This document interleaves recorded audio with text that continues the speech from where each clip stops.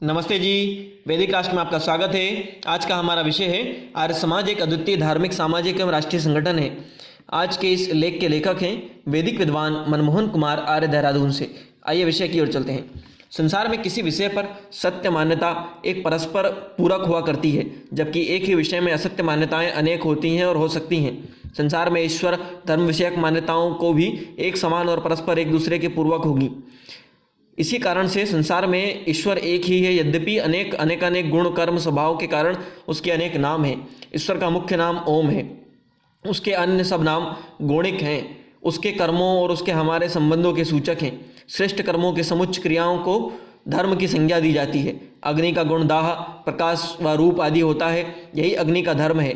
यदि इसी प्रकार वायु का गुण स्पर्श है तो वायु का हम श्वास लेने में उपयोग करते हैं, अतः प्राणियों को श्वास लेने में सहयोगी पदार्थ को वायु कहा जाता है। वायु का धर्म है कि वह प्राणियों को श्वास लेने में सहायता दे, इसका यह गुण ही उसका धर्म है। इसी प्रकार से मनुष्य का धर्म भी सत्य, ज्ञान और उस पर आधारित क्रियाएं और कर्म होते हैं, जिससे मनुष्य का अपना और दूसरे मनुष्यों और प्राणियों का कल्याण होता है। धर्म का शब्दार्थ है मनुष्य द्वारा धारण करने योग्य गुण, कर्म और स्वभाव। सब मनुष्यों को सत्य अर्थात सत्य गुणों व कर्मों को धारण करना चाहिए, इसी से मनुष्यों का कल्याण होता है। अतः सत्य गुणों को धारण करना ही मनुष्य का धर्म होता है। मतांतर तो अनेक हो सकते हैं, वह हैं भी, परंतु धर्म सभी मनुष्यों का एक ही होता है। ईश्वर सच्चिदानंद स्वरूप, निराकार, सर्वशक्तिमान, न्यायकारी, सर्वव्यापक, अनादि, नित्य सृष्टि करता है। यह विचार व मान्यता सत्य है। इस कारण इसका प्रत्येक मनुष्य को धर्म मानना धर्म है। जो ऐसा नहीं करता और नहीं मानता वह धार्मिक कदापि नहीं कहा जा सकता। सत्यवाद सत्य धर्म को ना मानने वाला मनुष्य आकृति मात्र से ही मनुष्य होता है, परंतु गुण कर्म और स्वभाव की दृष्टि से उसे सदाचार व सज्जन मनुष्य नहीं कहा जा सकता।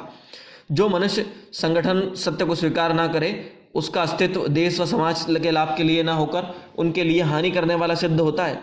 अतः मनुष्य व समाज को अपने सभी कार्यों में सत्य को सर्वोपरि स्वीकार करना चाहिए। आर्य समाज एक ऐसा संगठन है संसार का जो मनुष्य व समाज के प्रत्येक विचार मान्यता की परीक्षा कर सत्य का स्वीकार और असत्य का त्याग करता और कराता है।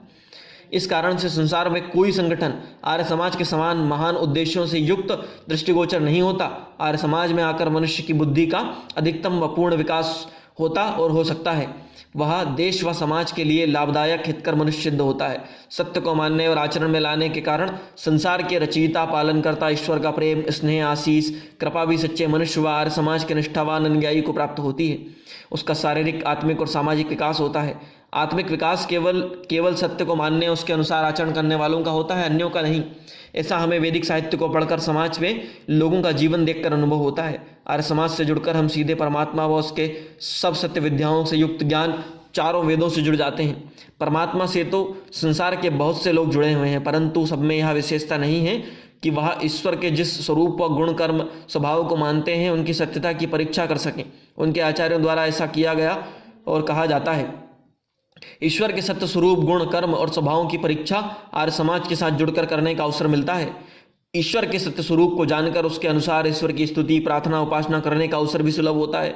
ईश्वर के सत्य स्वरूप को जानने, उसकी उपासना करने से अनेक लाभ होते हैं। ईश्वर एक अनादि और नित्य सत्ता है जो संसार में अनादि काल से है, अनंत काल तक रहेगी। हम जीव हैं, हम भी अनादि व नित्य सत्ता हैं। हमारी ना तो उत्पत्ति हुई है, ना कभी नाश होगा। ईश्वर व जीव अर्थात मैं और मेरा परमात्मा दोनों सनातन नित्य होने के कारण अनादिकाल से एक दूसरे के मित्र और सखा हैं। ईश्वर से हमारा व्यापक उपास्य उपासक और स्वामी सेवक, पिता पुत्र आदि का संबंध है। ईश्वर जन्मा है और जीव जन्म मरण धर्मा है। जीवात्मा का जन्म व मृत्यु होती है। हमें हमारा जन्म हमारे पूर्व जन्मों के कर्मों के अनुसार मिलता है।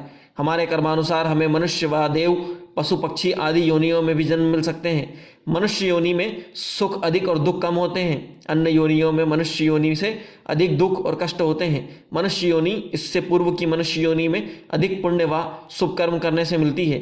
ईश्वर उपासना और अग्निहोत्र यज्ञ आदि श्रेष्ठ कर्मों को करने से मनुष्य योनि में देवों का शरीर मिलना संभव होता है। यह लाभ हम आर्य समाज से जुड़कर वेदाचरण कर अपने परजन्मों में प्राप्त कर सकते हैं। इसके लिए हमें ईश्वरीय कर्मफल विधान का ज्ञान होना चाहिए। हमें ईश्वर द्वारा वेदों में मनुष्य के विहित कर्मों को जानकर उनका सेवन करना चाहिए। आर्य समाज से जुड़ने व इसका सक्रिय सदस्य बनने पर वैदिक साहित्य का अध्ययन व स्वाध्याय करने का अवसर मिलता है। इससे मनुष्य की आत्मिक उन्नति होने से वह ईश्वरीय ज्ञान वेद मनुष्य जीवन के अनेकानेक व सभी रहस्यों से परिचित हो जाता है। इससे यह लाभ होता है कि मनुष्य सुख देने वाले कर्मों को ही करता है। जिन कर्मों का परिणाम दुख होता है वह उन्हें जानकर करना छोड़ देता है। वेदानुयायी मनुष्य यह जानता है कि राग और द्वेष दोनों मनुष्य के लिए हानिकारक होते हैं।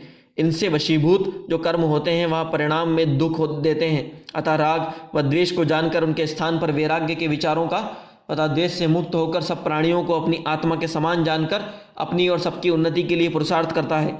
ऋषि दयानंद व अन्य वैदिक महापुरुषों स्वामी श्रद्धानंद, महात्मा हंसराज, पंडित लेखाराम, पंडित गुरुदत्त विद्यार्थी आदि के जीवन में हम साक्षात ऐसा होता हुआ देखते हैं। आर्य समाज से जुड़कर हमें वेदों का महत्व बताने वाला, प्रायः सभी वैदिक मान्यताओं से परिचित कराने वाला और साथ ही सत्य व सत्य का स्वरूप का ज्ञान कराने वाला ग्रंथ सत्यार्थ प्रकाश ग्रंथ पढ़ने को मिलता है। सत्यार्थ प्रकाश ग्रंथ में मनुष्य के जीवन के लिए उपयोगी सभी विषय का वेद प्रमाणों से युक्त तर्क और युक्ति संगत ज्ञान प्रस्तुत है। इससे सभी मनुष्यों की सभी भ्रांतियां, आकांक्षाएं दूर हो जाती हैं। वह ईश्वर व जीवात्मा विषयक सहित संसार और अपने जीवन संबंधित विषयों को यथारूप से जानने में समर्थ हो जाता है। उसे यह भी विदित होता है कि वेद मत से इतर सभी मतों में अविद्या विद्यमान है। इसका दिग्दर्शन सत्यार्थ प्रकाश के ग्रंथकार ऋषि दयानंद जी ने इस ग्रंथ के उत्तरार्ध में 4 समुल्लासों में लिखकर कराया है। इनसे यह लाभ होता है कि हम सभी मतांतरों की अविद्या से परिचित हो जाते हैं, उसे छोड़कर जीवन में होने वाली अनेक हानियों से बच जाते हैं। इनसे हमारा समय भी बचता है और हम उनका कर्मों में सदुपयोग भी कर सकते हैं। इस समय को हम ईश्वर की उपासना, अग्निहोत्र, देश और समाज के हित में कार्यों में कर सकते हैं।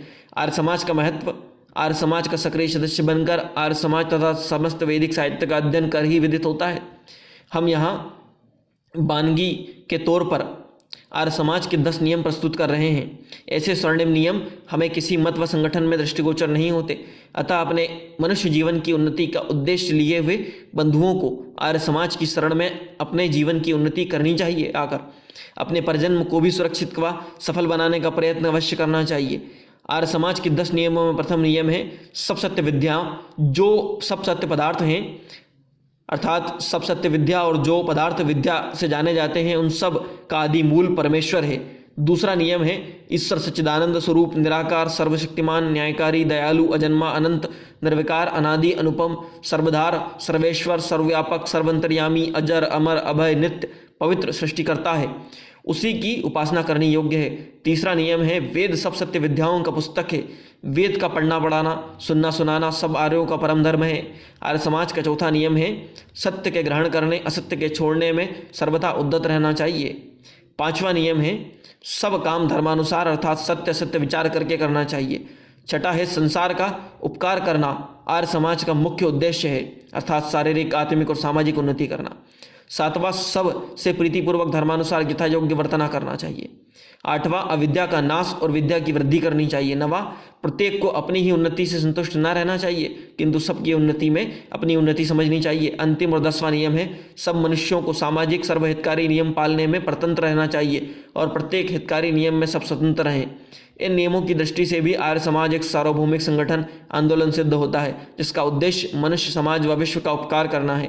आर्य समाज का सत्य ग्रहण कराता है और असत्य को छुड़वाता है। इसके साथ ही आर्य समाज अविद्या के नाश, विद्या की वृद्धि में का प्रयत्न करता है। इन सभी कार्यों व अपने स्वर्णिम इतिहास के कारण आर्य समाज विश्व का सर्वोत्तम संगठन है जो वैदिक सत्य धर्म का प्रचार और प्रसार तथा संवर्धन करता है। सभी मनुष्यों को आर्य समाज व वैदिक धर्म की शरण में आकर धर्म, अर्थ, काम और मोक्ष को प्राप्त होना चाहिए। इससे बढ़कर कुछ प्राप्तव्य नहीं है। ओम। प्रस्तुत लेख के लेखक थे वैदिक विद्वान मनमोहन कुमार आर्य, देहरादून से। आपने मनमोहन कुमार आर्य, देहरादून वैदिक विद्वान के द्वारा लिखा हुआ यह लेख सुना। इस तरह के अन्य वैदिक लेखों के लिए, प्रेरणादायक कहानियों के लिए, महापुरुषों के जीवन के प्रेरक प्रसंगों के लिए वैदिक राष्ट्र यूट्यूब चैनल को लाइक करें, शेयर करें, सब्सक्राइब करें, बेल आइकॉन की घंटी को दबा दें। अपने कीमती सुझाव कमेंट करके हमें अवश्य बताएं। धन्यवाद।